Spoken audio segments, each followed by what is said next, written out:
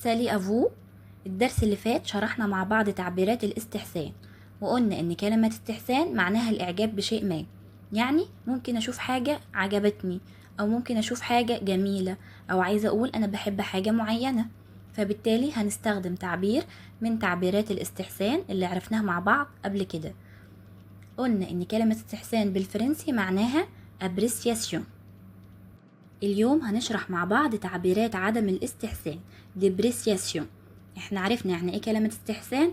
كلمة عدم الاستحسان العكس، يعني لو شفت حاجة مش جميلة او حاجة مش عجباني، او عايزة اقول انا مش بحب حاجة معينة او بكره حاجة معينة، فبالتالي هنستخدم تعبير من تعبيرات عدم الاستحسان اللي هنعرفها مع بعض دلوقتي. ولكن قبل أن نبدأ درس اليوم لا تنسى الاشتراك في القناة وتفعيل زر الجرس لكي يصلك المزيد والجديد من الدروس. أول تعبير معانا je n'aime pas. je n'aime pas يعني لا أحب.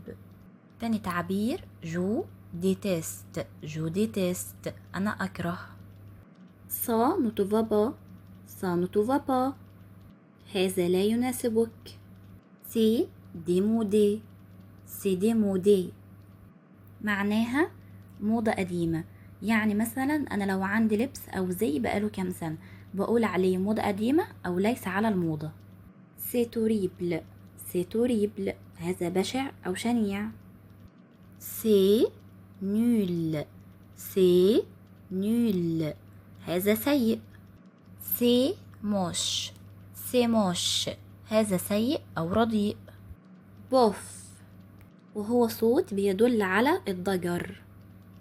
معناها بالعربي أفأفة. يعني مثلا مامتي طلبت مني طلب وانا مش عايزه اعمله، بروح قايله لها ايه؟ اوف. هذا هو معناه. اتمنى تكونوا استفدتوا من درس اليوم وعرفتوا معايا يعني استحسان يعني ايه عدم استحسان، ايه هي التعبيرات الدالة على الاستحسان والتعبيرات الدالة على عدم الاستحسان، امتى استخدم التعبيرات دي وامتى استخدم التعبيرات دي. لو فهمت الدرسين اكتب لنا في التعليقات. ميرسي افو، au revoir.